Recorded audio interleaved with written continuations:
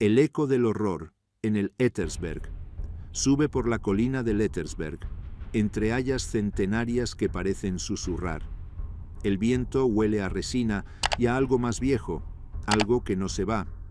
En la cima, donde antes solo había pájaros y silencio, se alza una puerta de hierro. Sobre ella, letras frías y retorcidas forman una frase que todavía quema. Jedem das Sein. A cada uno lo suyo. No es una bienvenida, es una sentencia. Entre 1937 y 1945, más de 250.000 hombres, mujeres y niños cruzaron esa puerta. 56.000 nunca volvieron a salir vivos. Aquí no hubo cámaras de gas como en Auschwitz. Aquí el asesinato fue más lento, más íntimo. El hambre que te come por dentro, el látigo que te parte la espalda, el frío que te entra hasta los huesos en invierno.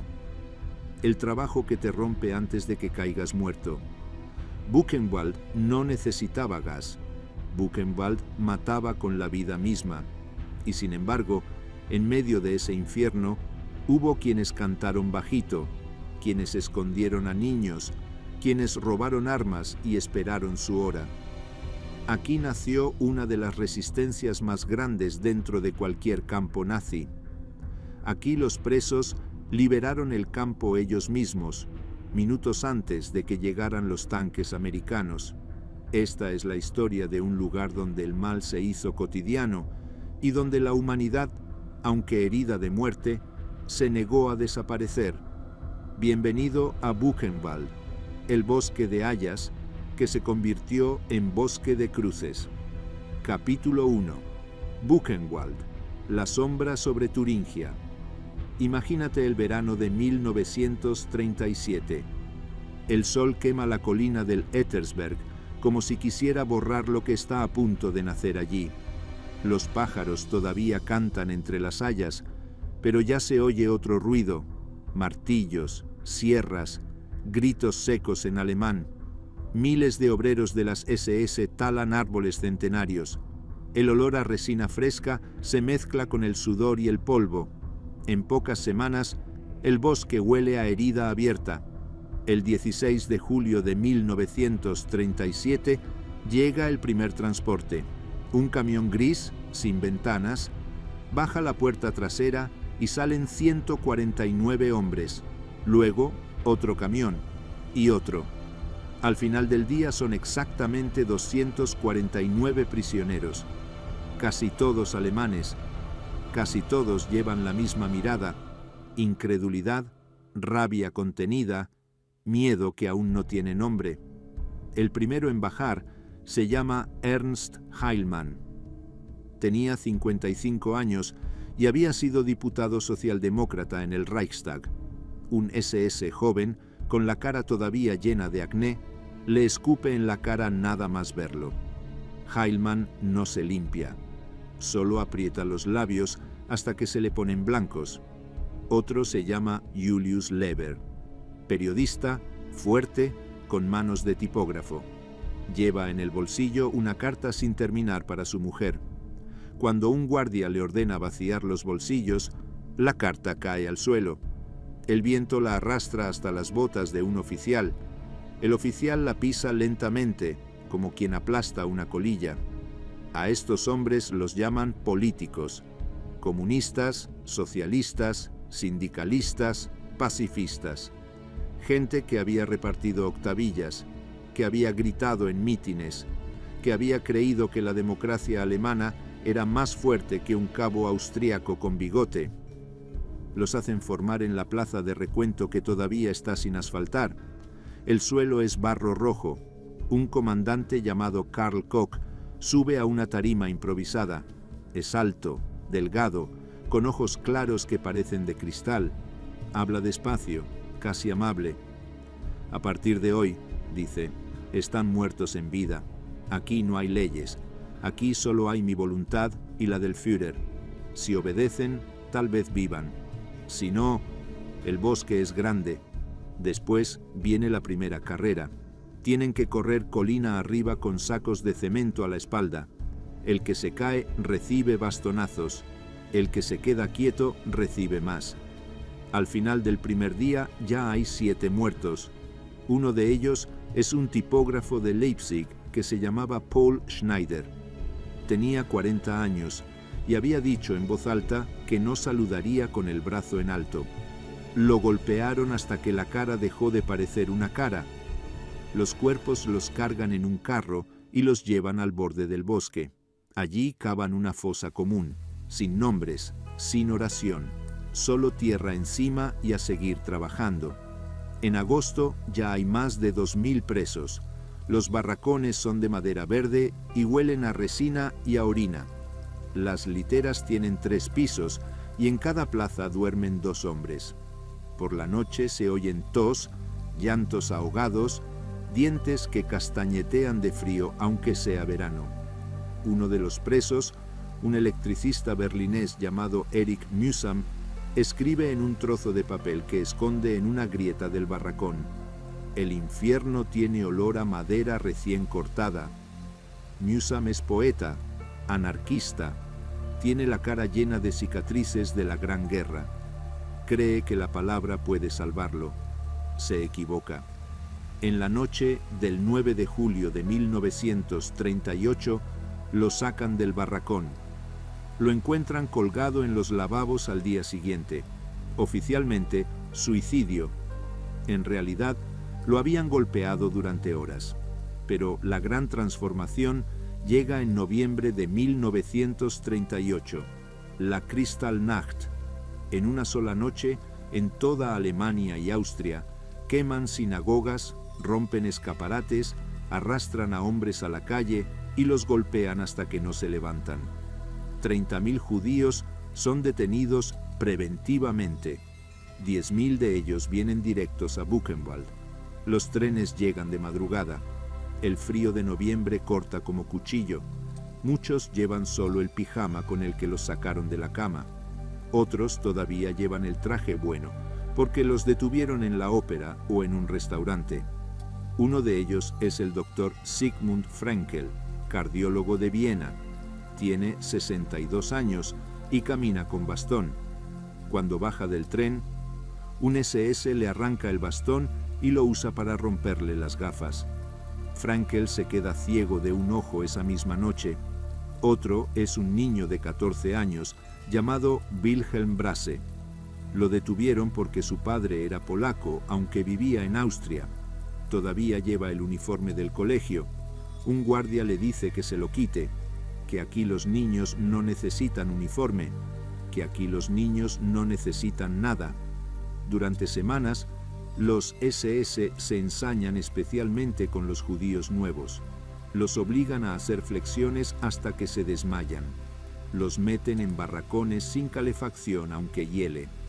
Les dan de comer solo una vez al día, una sopa que parece agua sucia con hojas de col. En diciembre ya han muerto 811 judíos. Muchos se tiran contra la alambrada electrificada cuando los guardias miran hacia otro lado. El olor a carne quemada se queda pegado a la ropa de los que sobreviven. Uno de los que ve todo esto es un preso político alemán llamado Harry Naujoks. Es comunista, fuerte, con ojos que no parpadean nunca. Esa noche escribe en su memoria: «Si no hacemos algo, nos matarán a todos. Da igual si eres rojo, judío o gitano. Aquí solo hay una categoría: enemigo del Reich». Naujoks empieza a hablar con otros presos políticos, en voz muy baja, en los lavabos, durante el trabajo. Empiezan a organizar pequeñas redes, a compartir comida, a esconder a los más débiles. Mientras tanto, en Weimar, a solo 8 kilómetros, la vida sigue. La gente va al Teatro Nacional a ver Fausto, pasea por el Parque Ilm, compra pastel de Navidad en la plaza del mercado. Algunos suben al Ettersberg a hacer picnic, ven el campo desde lejos, ven el humo del crematorio que ya funciona día y noche. Algunos se santiguan, la mayoría aparta la mirada. En la puerta de Buchenwald, las letras de hierro siguen diciendo lo mismo: Jedem das Sein. A cada uno lo suyo. Y la puerta sigue abierta. entrando, nunca saliendo. En primavera de 1939, el campo ya tiene más de 11.000 presos. Los barracones están tan llenos que algunos duermen de pie. El tifus empieza a circular. El olor a mierda y a muerte lo impregna todo. Un día llega un transporte desde Dachau. Entre los nuevos presos viene un hombre flaco, con ojos enormes, que se llama Jorge Semprún.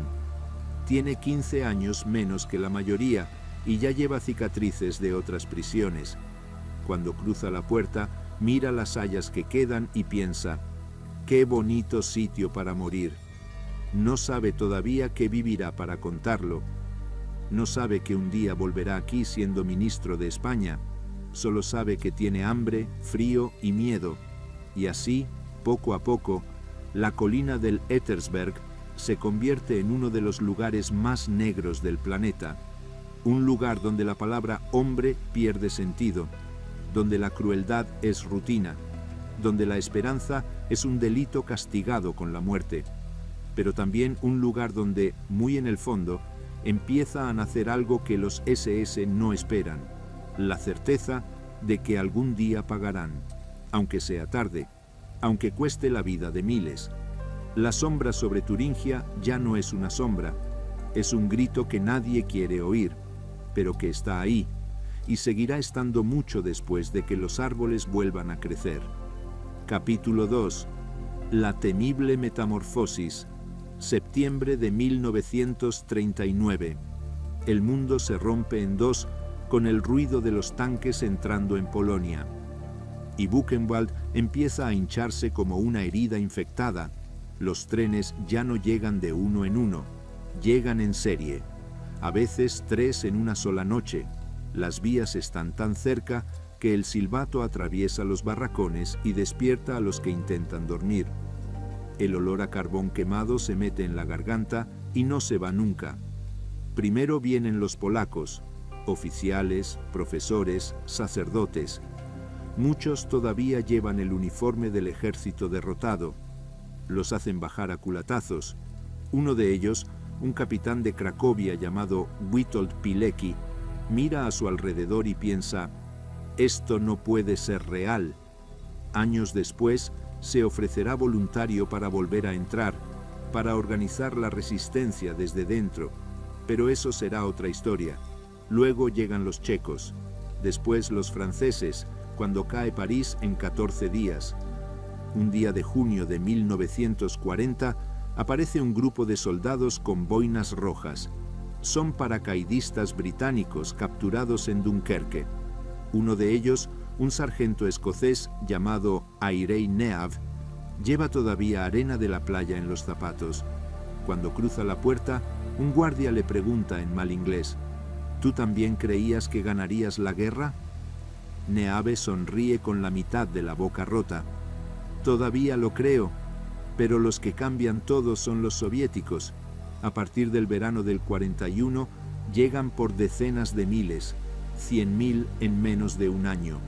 Los meten en un sector aparte que llaman el campo ruso, sin barracones, solo un terreno rodeado de alambre donde cavan hoyos en la tierra para protegerse del viento.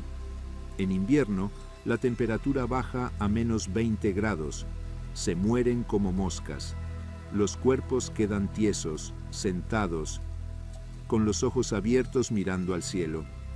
Por la mañana los recogen con ganchos y los tiran en carros como si fueran troncos.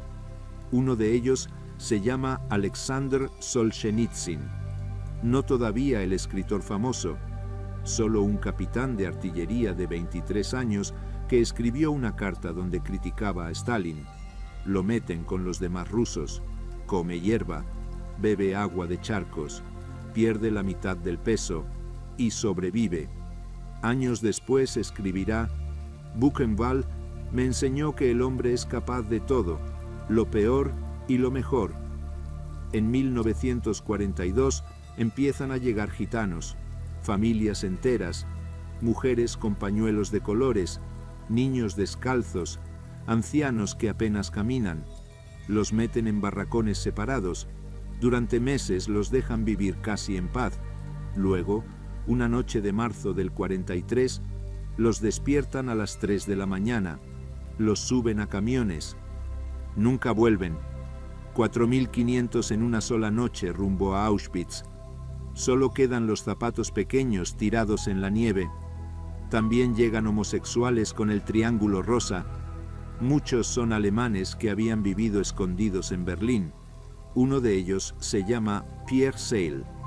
Tiene 17 años cuando lo detienen por estar en un parque prohibido. En Buchenwald lo violan entre varios capos la primera noche.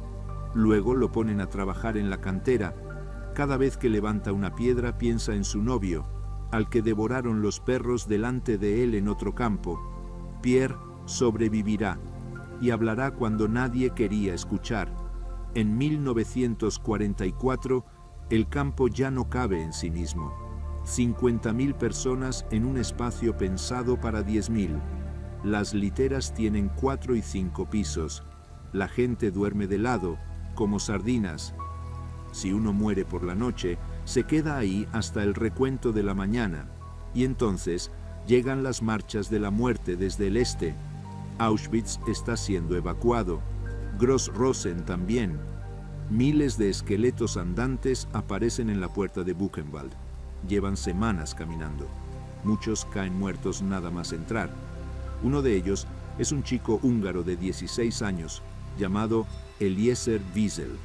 Lleva el número A7713 tatuado en el brazo. Cuando cruza la puerta, ya ha visto quemar a su madre y a su hermana pequeña. Mira los barracones llenos y piensa que ya no queda sitio para más horror. Se equivoca. En febrero de 1945, Buchenwald alcanza su número más alto, 112.000 prisioneros contando los subcamps. El campo parece una ciudad de fantasmas. Hay cola para morir, hay cola para comer, hay cola para respirar. Pero en medio de ese infierno pasa algo que los SS no esperan. Los presos políticos alemanes, los que llevan desde 1937, siguen vivos y han tejido una red que llega a todas partes. Controlan algunos puestos de trabajo dentro del campo, tienen acceso a papel, a comida extra, a información. Empiezan a esconder a los más débiles, a falsificar documentos, a preparar listas de los peores criminales y sobre todo a proteger a los niños que van llegando, porque sí, también llegan niños, miles, muchos judíos húngaros, polacos, checos, los meten en barracones separados, les dan la mitad de comida y los usan para experimentos médicos, pero los presos políticos empiezan a sacarlos de noche, a esconderlos en otros bloques, a darles ropa de adulto para que parezcan mayores, a enseñarles a mentir sobre su edad. Uno de esos niños es Israel Meir Lau, tiene 8 años. Su hermano mayor lo lleva en brazos durante la marcha desde Auschwitz. Cuando llegan a Buchenwald, un preso polaco llamado Kalman Bloch los ve y dice: «Este pequeño vivirá, cueste lo que cueste», y cumple su promesa. Años después, Israel Lau será gran rabino de Israel. En abril de 1945, el campo es un caos absoluto. Los SS están nerviosos. Saben que los americanos están cerca. Empiezan a quemar documentos, a fusilar a los que ya no pueden caminar. Pero dentro algo se mueve. Los presos han robado armas. Tienen una radio clandestina que escucha la BBC. Saben que el fin está cerca y deciden que no van a esperar sentados. Buchenwald ya no es el campo de 1937. Es un monstruo que ha devorado a medio mundo, y dentro de ese monstruo late un corazón que se niega a morir. Capítulo 3. Un día ordinario en circunstancias extraordinarias. Las 4 de la mañana. Todavía es de noche. Un silbato atraviesa el sueño como un cuchillo. Despertar, salir corriendo, formar en la plaza de recuento aunque llueva, aunque nieve, aunque truene. Miles de hombres en pijamas rayados, descalzos o con zuecos de madera que hacen daño. El frío entra por los huesos. El aliento sale blanco. Los guardias gritan: «Mützen ab, Mützen auf, quítate la gorra, ponte la gorra», una y otra vez hasta que los brazos duelen. El recuento puede durar horas. Si falta uno, se quedan todos. Si hay uno de más, también. Una vez encontraron a un muerto de pie, apoyado contra otro. Contó doble. Después viene el café, 1 litro de agua negra que sabe a quemado, sin azúcar, sin nada. Lo beben de pie, temblando. A las 5:30 salen los comandos de trabajo. El más temido, la cantera. A 2 kilómetros cuesta abajo. Hay que bajar corriendo. Los que tropiezan ruedan hasta abajo y se rompen como muñecos. En la cantera cargan piedras de 50 kilos. Suben por una escalera de madera que llaman la escalera de la muerte. 186 escalones. Arriba los SS cuentan el ritmo. 1, 2, 3, 4. Si alguien se para, le pegan. Si alguien cae, lo empujan al vacío. Uno de los que trabaja allí se llama Robert Siebert. Es comunista, fuerte como un toro. Cada vez que sube piensa en su hija que está fuera. Y sube, y sube. Y un día, cuando un SS le pega demasiado fuerte, le rompe la pala en la cabeza. Lo fusilan esa misma tarde, pero la pala rota se convierte en leyenda. Otros van a las fábricas de armamento, la Gustloff-Werke. Allí fabrican fusiles y piezas de cohetes V2. Los presos trabajan 12 horas seguidas, con las manos destrozadas, sin guantes, y cuando pueden, sabotean. Ponen arena en los mecanismos, cambian medidas. Un tornillo mal puesto puede hacer que un avión se estrelle. Un francés llamado Marcel Petit trabaja en la sección de cohetes. Cada noche, antes de dormir, cuenta cuántas piezas ha estropeado. A veces 3, a veces 10, y sonríe en la oscuridad. A mediodía hay media hora para comer. Una sopa aguada con trozos de patata podrida. A veces hay un dedo de caballo muerto dentro. Se lo comen igual. Luego otra vez al trabajo hasta las 7 de la tarde. Cuando vuelven al campo tienen que correr otra vez cuesta arriba. Los que no pueden se quedan atrás y ya no vuelven. Por la noche hay otro recuento. Luego cierran los barracones. La gente se tumba en literas donde caben 3 y duermen 5. Se oyen gemidos, pedos, llantos que intentan ser silenciosos. Alguien cuenta historias en voz baja. Alguien reza. Alguien se masturba debajo de la manta porque es la única forma de sentirse vivo. A las 9 se apagan las luces. Pero nadie duerme de verdad, porque a las 4 vuelve el silbato. Y así todos los días. Domingo incluido. Navidad incluida. Cumpleaños incluido. Un día cualquiera de 1944, un chico checo llamado Peter Gins cumple 16 años. Nadie lo sabe, nadie le canta, pero en su cabeza dibuja un poema sobre la luna que ve por la ventana. Lo esconde en una grieta del barracón. Años después lo encontrarán. Otro día cualquiera, un preso polaco llamado Władysław Bartoszewski se despierta con fiebre alta. Sabe que si lo descubren lo mandarán al bloque de enfermos y de allí al crematorio. Se muerde los labios hasta que sangran para no toser y trabaja 12 horas, sobrevivirá y será ministro de Exteriores de Polonia. Este es un día normal en Buchenwald, un día en que nadie se atrevió a gritar, un día en que nadie se rebeló, un día en que simplemente intentaron seguir respirando, porque aquí lo extraordinario no es morir, lo extraordinario es despertar otra vez. Capítulo 4. El arte de la resistencia en Buchenwald. En medio del infierno, alguien susurra: no estamos solos. Los presos políticos alemanes llevan años organizándose, desde 1938. Primero eran grupitos de 5, luego de 20.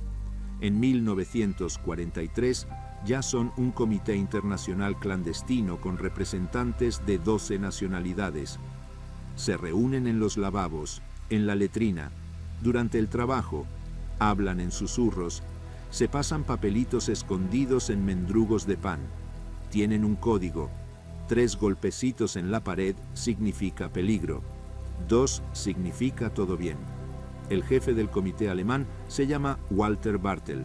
Es tipógrafo, flaco, con gafas rotas. Parece inofensivo, es letal. Lleva un cuaderno escondido donde anota nombres de SS y crímenes. Un día ese cuaderno servirá en Nuremberg. Los comunistas controlan algunos puestos clave: el de escribiente, el de enfermero, el de cocinero. Eso significa vida o muerte. Un escribiente puede cambiar un número y salvar a alguien del transporte. Un cocinero puede dar una patata extra. Un enfermero puede esconder a un niño en la enfermería. En 1944 crean el bloque 66. Oficialmente es un bloque de enfermos. En realidad es un refugio para niños. Allí esconden a 900 chicos de entre 6 y 16 años. Les dan ropa grande. Les enseñan a decir que tienen 18. Les cortan el pelo de otra forma. Uno de esos niños es Joseph Schleifstein. Tiene 4 años. Lo llevan escondido dentro de un saco. Cuando los SS hacen inspección, lo meten dentro de un piano. Sobrevivirá. También tienen una radio clandestina. La construyen con piezas robadas durante años. La esconden en un hueco debajo del suelo del bloque 8. Todas las noches, un preso checo llamado Antonín Kalina sintoniza la BBC. Escuchan las noticias. Saben que los aliados avanzan y transmiten la esperanza en susurros por todo el campo. Pero lo más increíble es lo de las armas. Desde 1943 empiezan a robar pistolas, granadas, incluso ametralladoras ligeras. Las esconden en barriles de cemento, en dobles fondos de mesas, en el tejado del crematorio. Un preso francés llamado Stefan Hessel, sí, el mismo que escribirá Indignaos, lleva una pistola escondida en la ropa durante meses. Tienen un plan. Cuando los SS intenten liquidar el campo, lucharán. Entrenan en secreto, hacen mapas, asignan tareas. Los polacos, los soviéticos, los franceses, los alemanes, todos juntos. También sabotean sin parar. En las fábricas Gustloff estropean una pieza de cada 10. Un día entero de producción de cohetes V2 sale mal porque alguien cambia una medida de medio milímetro. Ese día, en algún lugar, un cohete explota al despegar, y nadie sabe que fue gracias a un preso que arriesgó la vida por medio milímetro. Hacen cultura. Sí, cultura. En secreto. Teatro en los barracones. Un concierto con instrumentos hechos de latas y madera. Un preso húngaro llamado György Ligeti compone una pieza para coro susurrado. La cantan en la oscuridad, sin notas, solo voces, y los guardias nunca se enteran. Uno de los momentos más hermosos pasa en Navidad de 1944. Los presos políticos organizan una fiesta para los niños del bloque 66. Hacen un árbol con ramas robadas. Lo adornan con papel de plata de paquetes de cigarrillos. Un preso checo disfrazado de Papá Noel reparte patatas cocidas como si fueran regalos. Los niños cantan villancicos en 12 idiomas. Y durante media hora, Buchenwald deja de ser Buchenwald. Un niño polaco llamado Romek Wechselmann mira el árbol y pregunta: ¿este año vendrá la paz? Un adulto le contesta: este año no, pero vendrá. Y tú la verás. La resistencia no es solo armas y sabotaje, es dar una manta a quien tiembla, es compartir el último trozo de pan, es mirar a un niño a los ojos y mentirle diciendo que todo irá bien, aunque no lo creas. Es cantar bajito cuando te llevan al crematorio para que los demás sepan que no tienes miedo. Es escribir tu nombre en un papel y esconderlo en una grieta para que alguien lo encuentre. En Buchenwald, la resistencia no es un acto heroico, es un acto diario. Es respirar cuando te dicen que no mereces aire. Es seguir siendo humano cuando te tratan como animal. Y gracias a esa resistencia, cuando llegue el 11 de abril de 1945, los presos estarán listos, no para ser liberados, para liberarse ellos mismos. Pero eso es otra historia. Capítulo 5. La ciencia retorcida en el bloque 46. Entra al bloque 46 y el aire cambia. Huele a yodo, a sangre seca, a miedo que se pudre. Aquí no hay gritos, aquí solo hay silencio y el ruido de las jeringas. Los médicos de las SS llevan batas blancas impecables. Hablan en voz baja, como si estuvieran en un laboratorio universitario. Pero lo que hacen no tiene nombre en ningún idioma humano. El jefe se llama Dr. Erwin Ding Schuller. Es joven, guapo, sonríe mucho. Tiene las manos suaves porque nunca ha trabajado de verdad. En su despacho hay una foto de su mujer y sus 2 hijas rubias. Cada mañana se pone colonia antes de venir a inyectar muerte. Entre 1942 y 1945, más de 1.500 presos pasan por sus mesas. Muchos no vuelven a salir caminando. Primero prueban vacunas contra el tifus, cogen a presos sanos, les inyectan virus vivo y luego prueban sueros experimentales. Uno de ellos es un sacerdote polaco llamado Stefan Błogosławski. Tiene 42 años y una voz que calma a los niños. Lo atan a la camilla, le abren la vena del brazo, le meten el virus. Durante 12 días arde de fiebre, delira, pide agua. El doctor Ding Schuller toma notas. Día 12, sujeto aún consciente. Al día 13 muere. Escriben, fracaso parcial del suero rutenol. Otro día eligen a 10 gitanos. Les queman la piel con fósforo líquido. Luego prueban pomadas nuevas. Uno de ellos, un chico de 17 años llamado Johann, grita tanto que le meten un trapo en la boca. La piel se le cae a tiras. Vive 15 días. Cuando muere, el doctor dice, interesante necrosis. En 1943 llega el doctor Carl Baernet. Es danés, alto, elegante. Dice que puede curar la homosexualidad. Coge a presos con triángulo rosa. Les abre el vientre en vivo. Les implanta glándulas artificiales llenas de testosterona. Uno de ellos se llama Heinz Dormer. Tiene 22 años y ojos verdes que ya no miran a nadie. Después de la operación, vomita sangre durante una semana. Muere con el vientre abierto y los intestinos fuera. Baernet anota, rechazo hormonal masivo. También prueban venenos. Inyectan fenol directo en el corazón. Es rápido, 20 segundos. Lo usan cuando quieren matar sin dejar muchas marcas. Una enfermera polaca que trabaja forzada en el bloque recuerda a un niño judío de 14 años. Lo atan. Le dicen que es una vacuna. El niño pregunta si dolerá. El doctor sonríe. Solo un pinchacito. El niño muere con los ojos abiertos mirando al techo. Hay un preso que consigue sobrevivir a todo. Se llama Ludwig Wörl. Es boxeador, fuerte, comunista. Lo usan como conejillo de indias una y otra vez. Le inyectan tifus, le queman, le abren. Y sigue vivo. Un día Ding Schuller le dice, tú eres mi mejor sujeto. Ludwig le escupe en la cara. Lo golpean hasta que no puede andar, pero no muere. Y años después testificará contra ellos. En el bloque 46 también esterilizan, con rayos X, con inyecciones en los testículos. Un médico checo recuerda a un grupo de jóvenes polacos. Los sientan en una silla especial, les bajan los pantalones. Durante 8 minutos les queman los genitales con rayos. Luego los mandan a trabajar. Muchos se desmayan de dolor. Algunos se vuelven locos. Uno se corta lo que queda con un trozo de vidrio.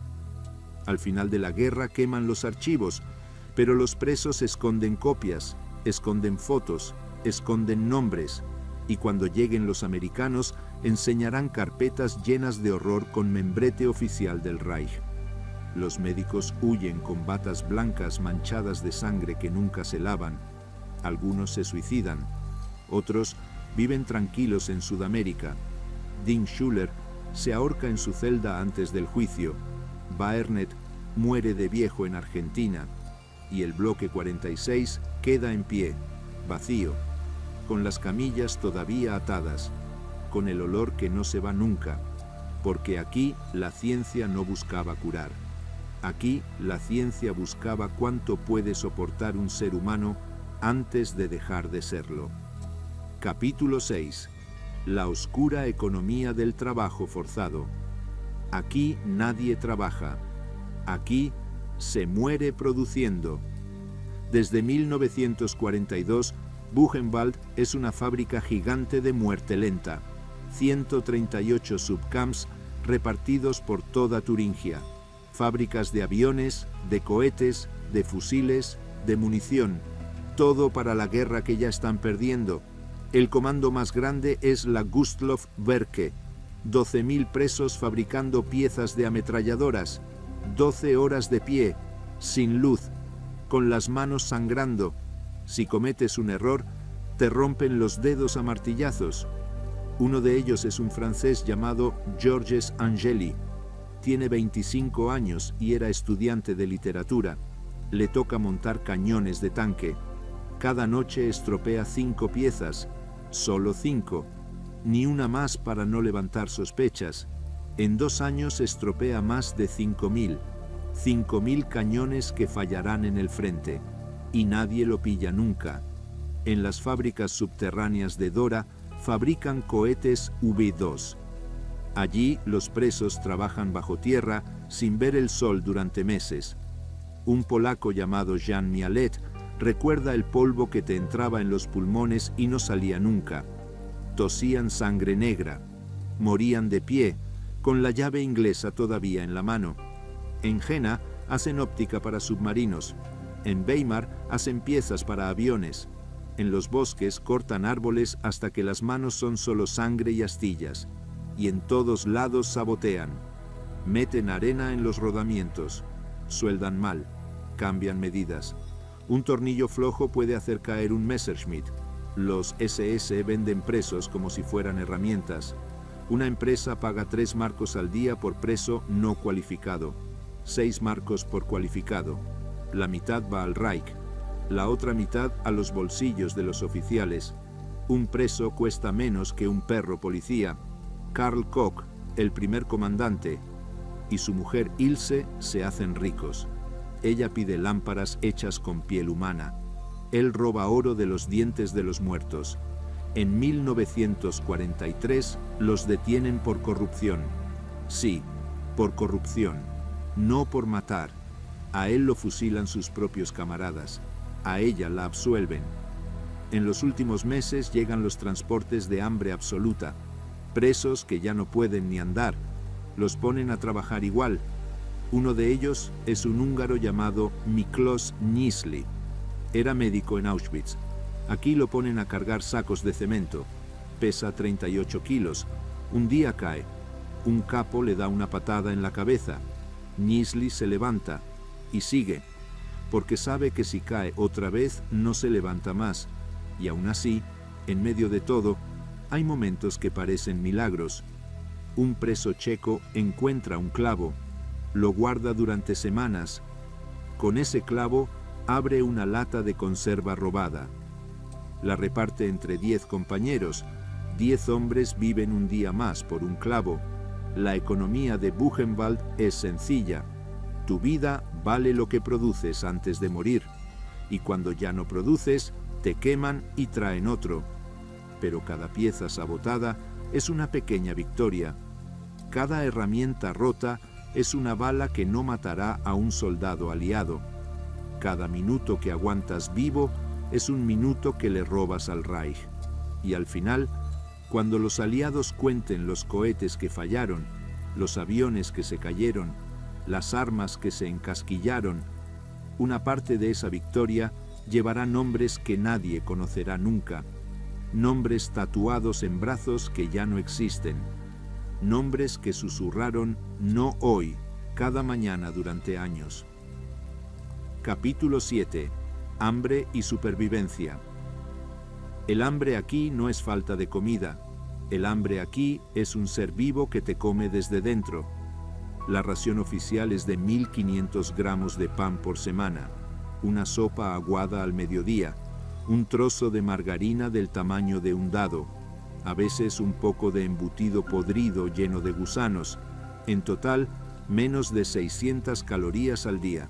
Al principio solo tienes hambre, luego el cuerpo empieza a comerse a sí mismo, primero la grasa, luego el músculo, luego los órganos.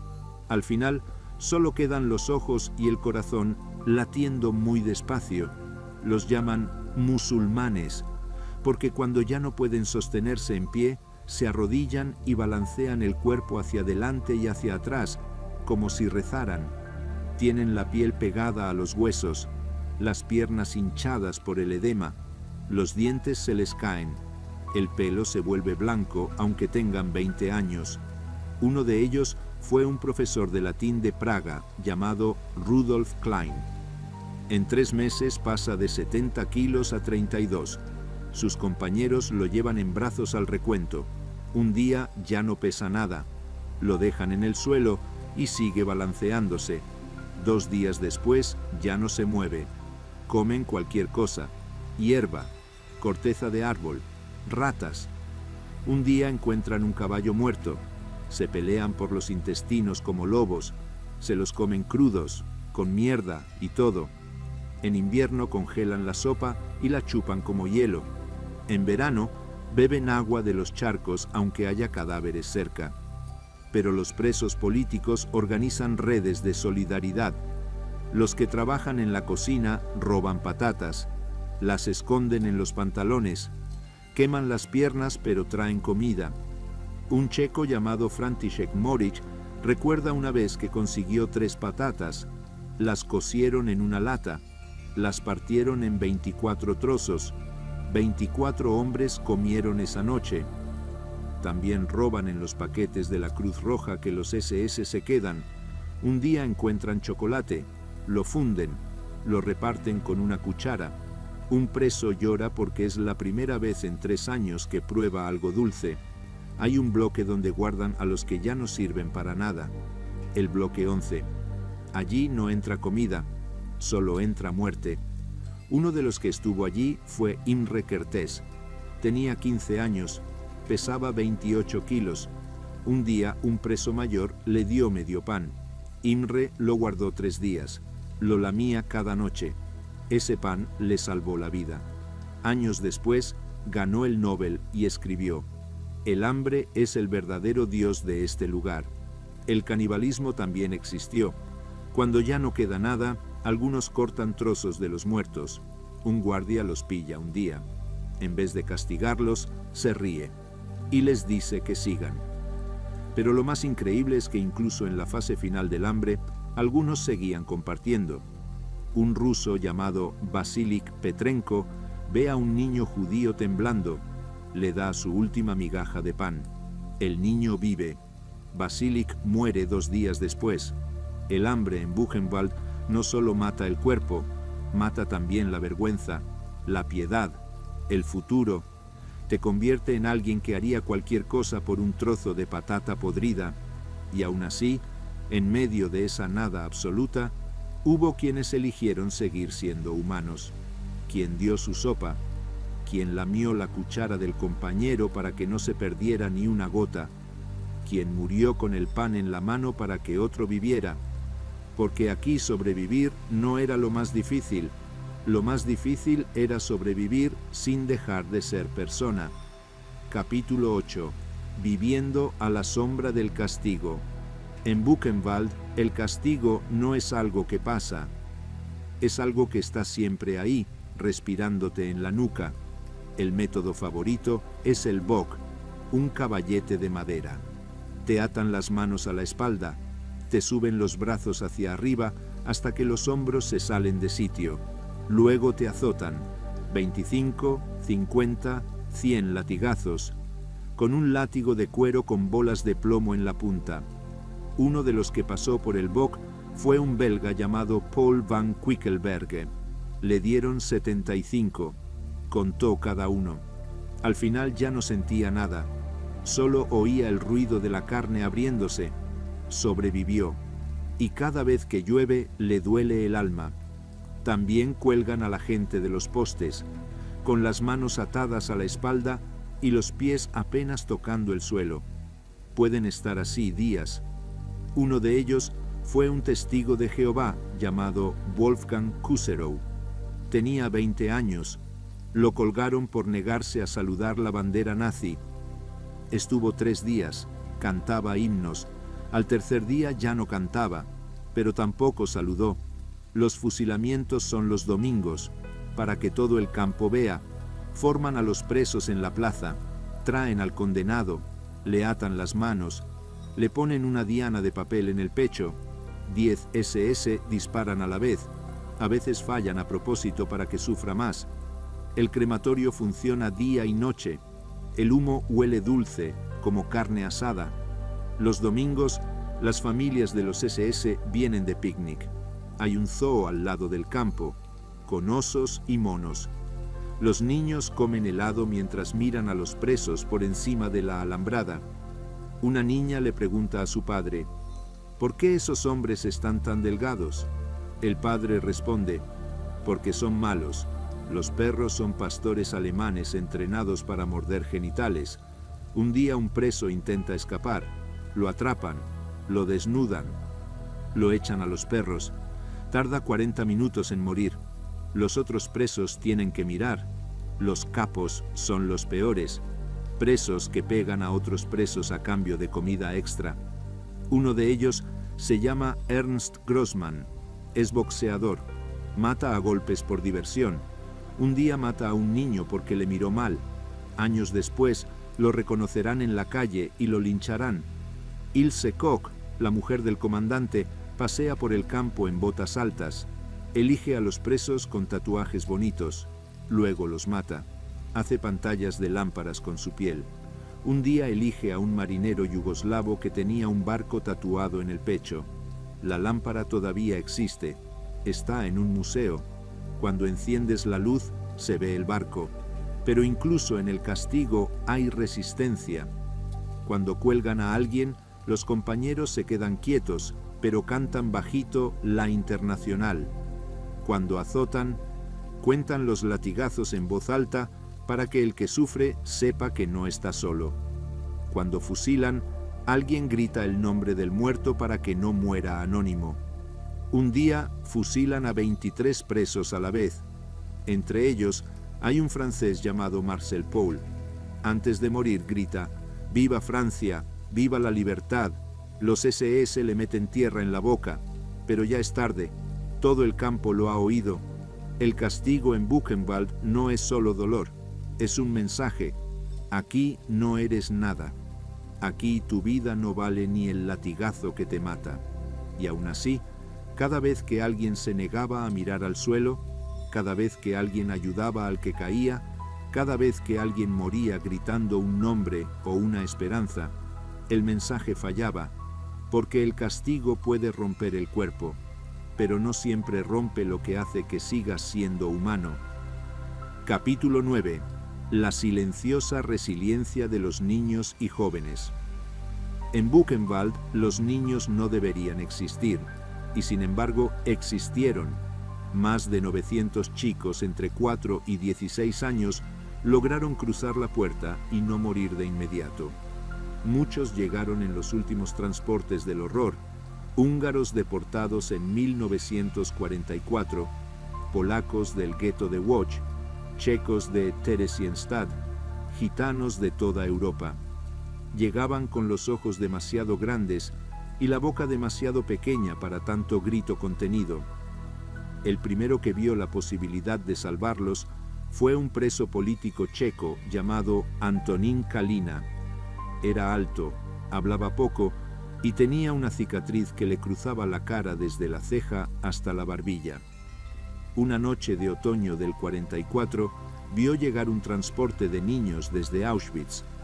Caminaban en fila, con la cabeza rapada y los pies envueltos en trapos. Uno de ellos, un niño húngaro de 8 años llamado Tibor, llevaba todavía un osito de peluche sin un ojo. Cuando un SS se lo arrancó y lo tiró al barro, Tibor no lloró. Solo miró al guardia como si ya no le quedara nada que perder. Kalina decidió esa noche que esos niños vivirían, costara lo que costara. Empezó a mover hilos dentro de la resistencia. Consiguió que crearan el bloque 66. Oficialmente era un bloque de convalecientes. En realidad era un refugio. Allí metieron a más de 900 chicos. Les quitaron los números de los brazos con ácido y cuchilla. Les dieron ropa de adulto para que parecieran mayores. Les enseñaron a mentir sobre su edad, a toser cuando venía inspección, a esconderse debajo de las literas. Uno de esos niños fue Joseph Schleifstein. Tenía 4 años. Su padre lo escondió dentro de un saco de patatas cuando llegaron. Durante meses vivió dentro del bloque 66. Cuando venían los SS, lo metían en un agujero bajo el suelo o dentro de un armario. Una vez un guardia abrió el armario y Joseph se quedó quieto, sin respirar. El guardia no lo vio. Cerró la puerta. Joseph sobrevivió. Años después, volvió a Buchenwald con su propia hija en brazos y le dijo: «Aquí estuve escondido dentro de ese armario». Otro fue Stefan Jerzy Zweig, el niño del famoso dibujo de la mariposa lunar. Llegó con su madre desde Cracovia. Tenía 6 años. En el bloque 66 le enseñaron a dibujar. Con trozos de lápiz robados dibujaba mariposas, casas, soles que nunca había visto. Un día un preso francés le preguntó por qué siempre dibujaba mariposas. Stefan respondió: «Porque son libres y pueden volar por encima de las alambradas». Elie Wiesel tenía 16 años cuando llegó en abril del 45. Ya había perdido a su madre y a su hermana pequeña en la selección de Birkenau. En Buchenwald, su padre empezó a debilitarse. Una mañana Shlomo Wiesel no pudo levantarse para el recuento. Elie lo arrastró hasta la plaza. Lo sostuvo en pie durante 3 horas. Cuando volvieron al barracón, su padre le pidió agua. Elie no tenía. Al día siguiente su padre ya no hablaba. El 15 de enero de 1945 murió en la litera de abajo. Elie se quedó mirando el techo. No lloró. Ya no le quedaban lágrimas.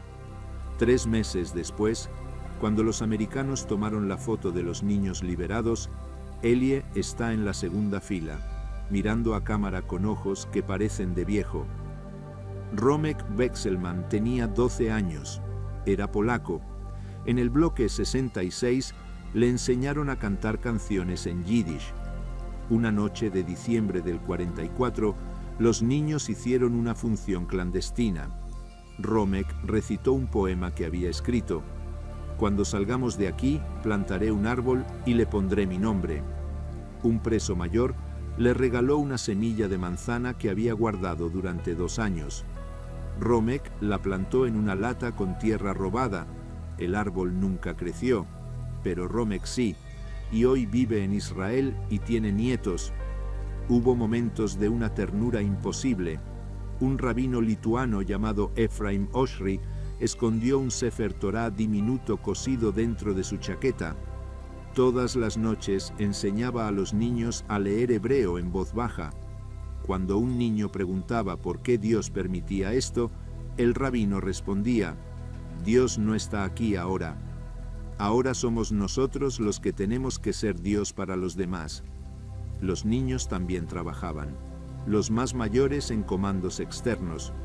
Uno de ellos, un chico checo de 15 años llamado Thomas Burgenthal, limpiaba las letrinas de los SS. Una mañana encontró un reloj roto. Lo arregló con un clavo y un trozo de alambre. Se lo regaló a un compañero mayor que le había dado medio pan. Años después, Thomas sería juez del Tribunal Internacional de La Haya, y hubo niños que no lo lograron. Uno se llamaba Lajos, tenía 9 años, enfermo de tifus. Los presos del bloque 66 lo escondieron durante semanas, le daban la mejor sopa, le cantaban, pero una mañana ya no respiraba. Lo sacaron envuelto en una manta como si durmiera, lo enterraron detrás del crematorio. Uno de los mayores plantó una ramita encima y dijo: «Este será tu árbol». Lajos. Cuando los americanos llegaron el 11 de abril, los niños del bloque 66 salieron corriendo. Muchos lloraban, otros no. Uno de ellos, Israel Meir Lau, de 8 años, corrió hacia un soldado negro enorme. Le abrazó las piernas y gritó en yiddish: «¡Soy judío!». El soldado lo levantó en brazos y lloró como un niño. De los 900 niños que la resistencia protegió, 884 sobrevivieron. Casi todos deben su vida a hombres que no eran sus padres, que apenas tenían comida para ellos mismos, que arriesgaron todo por unos ojos que todavía creían en el mañana. Porque en Buchenwald los niños fueron la última luz, y los adultos hicieron lo imposible para que esa luz no se apagara. Capítulo 10. Víctimas, supervivientes y atormentadores. Aquí todos tienen nombre, aunque muchos ya no lo recuerden. Karl Otto Koch llegó en 1937 como primer comandante. Era alto, elegante, con bigote fino. Robaba todo lo que podía: joyas, oro dental, maletas. Su mujer Ilse era peor. Paseaba a caballo por el campo en pantalones de montar rojos. Elegía presos para sus caprichos. Pedía lámparas de piel tatuada, carteras, hasta un bolso hecho con piel humana. En 1943, los SS los detuvieron a los dos por corrupción. A él lo fusilaron en 1945. A ella la juzgaron en 1947. Se declaró inocente. Dijo que todo eran mentiras de los presos. La condenaron a cadena perpetua. Se ahorcó en su celda en 1967. Hermann Pister fue el último comandante. Llegó en 1942. Era más discreto, más eficiente. Firmaba las órdenes de ejecución sin leer los nombres. En 1948 lo ahorcaron en Dachau. Sus últimas palabras fueron: «Yo solo obedecía órdenes». Entre los capos, el peor fue Ernst Grossmann, boxeador profesional antes de la guerra. Mataba a golpes por deporte. Una vez mató a un niño porque le miró demasiado tiempo. Otro capo, Otto Sefrin, violaba a los chicos nuevos y luego los mandaba al crematorio. Los presos los tenían marcados. Cuando llegó la liberación, los encontraron colgados de los árboles con carteles: «Por traición al pueblo». Pero también hubo guardianes que miraron hacia otro lado. Uno se llamaba Wilhelm Burbach. Era viejo, cojo, estaba harto de la guerra. Una noche dejó pasar a un preso que llevaba comida para los niños. Nunca dijo nada. Sobrevivió a la guerra y vivió hasta 1988 sin contar nunca lo que hizo. Entre los supervivientes está Jorge Semprún. Llegó con 20 y tantos años. Era español, comunista, culto. Pasó los días leyendo a escondidas libros robados. Escribía poemas en papel higiénico. Sobrevivió. Volvió a Buchenwald muchas veces. Una vez dijo: «El mal absoluto existe. Yo lo vi, pero también vi que la bondad puede sobrevivir dentro de él». Bruno Bettelheim llegó en 1938. Psicólogo austriaco. Observó todo. Tomó notas mentales. Sobrevivió 11 meses. Después escribió que en los campos el ser humano se reduce a lo más básico: miedo y necesidad. Pero también escribió que algunos se negaron a reducirse. Imre Kertész llegó con 15 años. Húngaro. Estuvo 3 días. Suficientes para toda una vida. Escribió la novela de un sin destino. Ganó el Nobel en 2002. Dijo: en Auschwitz vi el infierno. En Buchenwald vi que incluso en el infierno puede haber un momento de humanidad. Y está Eugen Kogon, austriaco, preso político desde 1939. Trabajó como escribiente en la enfermería. Anotó todo: nombres, fechas, crímenes. En 1946 publicó El Estado SS, el primer libro sobre los campos escrito desde dentro. Se convirtió en la Biblia de los juicios. Y luego están los que no tienen libro ni Nobel. El zapatero polaco que le dio su último mendrugo a un niño desconocido. El profesor francés que enseñó matemáticas en voz baja para que los chicos no olvidaran pensar. El gitano que cantó una canción romaní la noche antes de morir para que los demás supieran que su pueblo seguía vivo. Todos tienen nombre: los que mataron, los que miraron, los que resistieron, los que simplemente intentaron no volverse locos, y todos, de una forma u otra, siguen aquí, en el viento que recorre el Ettersberg, en las hayas que volvieron a crecer, en cada visitante que lee un nombre en una piedra y se queda en silencio, porque Buchenwald no es solo pasado, es advertencia. Capítulo 11. La batalla invisible. Dentro de Buchenwald. En abril de 1945, los SS empiezan a quemar papeles día y noche. El humo huele a tinta y a miedo. Sabían que el final estaba cerca. Pero dentro del campo algo se movía desde hacía meses. La resistencia internacional había robado más de 100 armas. Pistolas Walter, granadas de mano, incluso 2 ametralladoras MG-42. Las escondían en barriles de cal en dobles fondos. En el tejado del cine donde los SS veían películas los domingos. El plan era sencillo y suicida. Si los SS intentaban liquidar el campo, lucharían. Cada bloque tenía su comandante. Cada nacionalidad su tarea. Los polacos atacarían las torres, los soviéticos el arsenal, los alemanes la puerta principal. El 10 de abril llega la orden: evacuar a todos los judíos y liquidar a los enfermos. Los SS empiezan a sacar gente de los bloques, pero los presos políticos retrasan todo, falsifican listas, esconden a cientos en el bosque pequeño dentro del campo, hacen que los recuentos no cuadren nunca. El 11 de abril a las 9 de la mañana, los altavoces anuncian la evacuación total. 28.000 presos deben salir en marchas de la muerte. Muchos ya no pueden ni andar. Los que se quedan serán fusilados. Entonces pasa lo imposible. A las 11:30, un grupo de presos armados sale del bloque 17. Llevan brazaletes blancos hechos con sábanas. Corren hacia la torre más cercana. Un checo llamado Václav Novák sube las escaleras con una granada en la mano. El guardia dispara y falla. Novák lanza la granada. La torre salta por los aires. Al mismo tiempo, otros grupos atacan las garitas. Disparan desde las ventanas.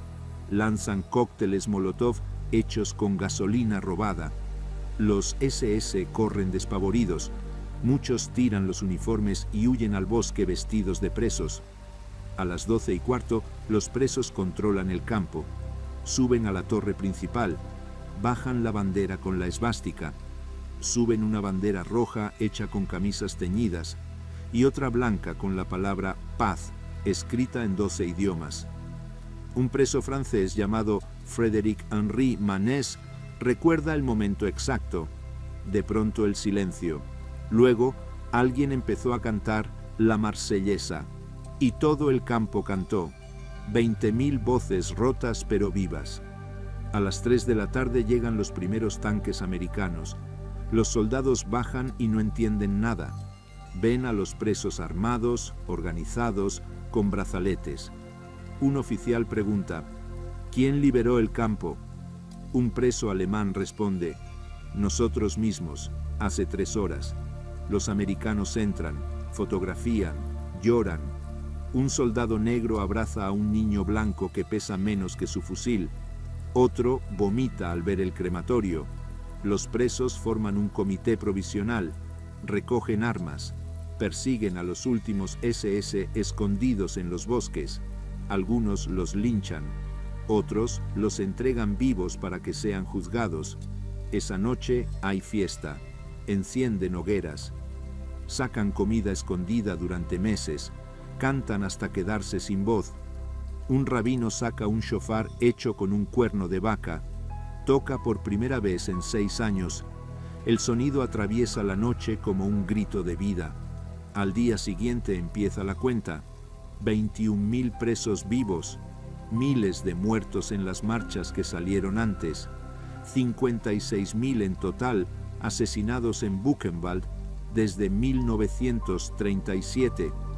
Pero el 11 de abril de 1945, Buchenwald fue el único gran campo nazi liberado por sus propios presos. No esperaron a que los salvaran, se salvaron ellos mismos. Y esa es la última lección del Ettersberg. Incluso en el lugar donde intentaron borrar la humanidad se negó a desaparecer. Capítulo 12. La amarga libertad de Buchenwald. El 12 de abril de 1945 amanece un día extraño. No hay recuento, no hay silbato, solo el ruido de los tanques y el olor a café americano. Los soldados reparten chocolate y cigarrillos. Muchos presos se enferman de tanto comer. Otros no pueden tragar.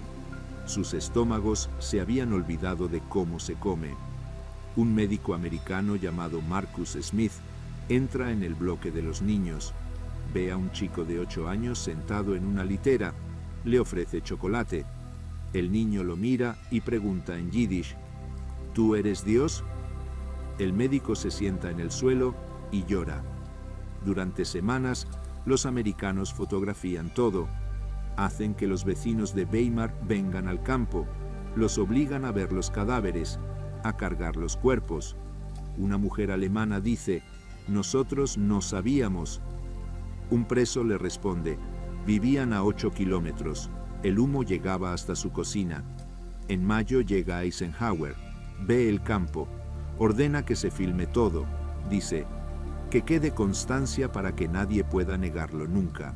Pero la libertad es amarga. Muchos no tienen a dónde ir. Polonia está destruida. Hungría también. Las casas de los judíos han sido ocupadas. Algunos intentan volver y los matan en los pogromos de posguerra. Y luego llega lo impensable. En agosto de 1945, los soviéticos ocupan Turingia, cierran el campo, lo convierten en campo especial número 2 del NKVD. Meten dentro a exnazis, pero también a socialdemócratas, a cualquiera que hable demasiado. Entre 1945 y 1950 mueren otros 7.000 presos, esta vez de hambre soviética. Los antiguos presos de Buchenwald vuelven a ver las mismas alambradas, el mismo crematorio, solo ha cambiado la bandera. Uno de ellos, un polaco llamado Kazimierz Sajkowski, se planta delante del oficial soviético y dice: «Ya hemos estado aquí, no volveremos a entrar». Lo meten igual. Muere en 1948. El campo cierra en 1950. Lo convierten en monumento en 1958. La RDA lo usa como propaganda antifascista. Ponen una campana que suena cada hora. Construyen un mausoleo enorme. Pero durante años borran los nombres de los presos judíos. Dicen que todos eran luchadores antifascistas. Solo después de 1989 empiezan a contar la verdad completa. Reconstruyen los barracones, ponen placas con nombres reales, dejan que los supervivientes hablen sin censura. Hoy el viento sigue soplando entre las hayas. El lema «Jedem das Sein» ya no está en la puerta. En su lugar hay otra frase, escrita en piedra: «Nie wieder», nunca más. Cada año vienen miles de estudiantes. Algunos lloran, otros hacen selfies. unos pocos se quedan en silencio delante de las fosas comunes, y cada 11 de abril, a las 12:15, la campana suena 12 veces, una por cada año de horror, y una más por los que sobrevivieron para contarlo, porque Buchenwald no es solo un lugar donde mataron a 56.000 personas, es un lugar donde 21.000 se negaron a morir como animales, donde unos hombres rotos construyeron un refugio para niños, donde se cantó cuando estaba prohibido cantar, donde se robó una pistola para devolverla multiplicada por 100. Buchenwald es la prueba de que el mal absoluto existe, pero también de que la bondad, incluso en su forma más pequeña, una patata compartida, un niño escondido, una canción susurrada, puede ser más fuerte. Y mientras alguien recuerde los nombres, mientras alguien lea estas palabras, mientras alguien suba la colina del Ettersberg y sienta el viento en la cara, Buchenwald seguirá hablando. Y dirá, muy bajito, nunca más, nunca más, nunca más. Despedida y llamada a la acción. Cierra los ojos un segundo. Imagina el olor a hayas en verano, el ruido de los pasos en la grava, el silencio que cae cuando alguien lee un nombre en una piedra. Eso es Buchenwald hoy, un lugar donde la hierba creció encima de la sangre, donde los pájaros volvieron a cantar, donde la memoria es la única guardia que queda. No te pido que llores, te pido que recuerdes. Recuerda a Joseph que vivió dentro de un saco, a Eli que sostuvo a su padre muerto, a Romek que plantó una semilla que nunca creció, a los que sabotearon un tornillo y salvaron una vida lejana, a los que cantaron cuando ya no tenían voz. Recuerda que esto pasó hace menos de 80 años, que algunos de los que lo vivieron todavía respiran, que algunos de los que lo permitieron murieron en su cama. Recuerda que el odio no necesita cámaras de gas para matar, solo necesita silencio. Si algún día pasas cerca de Weimar, sube al Ettersberg, camina despacio, toca las piedras, escucha el viento, y cuando bajes, lleva contigo un solo nombre, el que quieras, y no lo olvides nunca, porque mientras recordemos, ellos seguirán vivos, y el nunca más tendrá sentido. Gracias por haber escuchado hasta el final. Si esta historia te ha tocado, compártela. Habla de ella, enséñala, porque la memoria no es solo pasado, es la única vacuna que tenemos contra el futuro. Nos vemos en el próximo horror, o mejor aún, en el próximo acto de resistencia. Hasta siempre.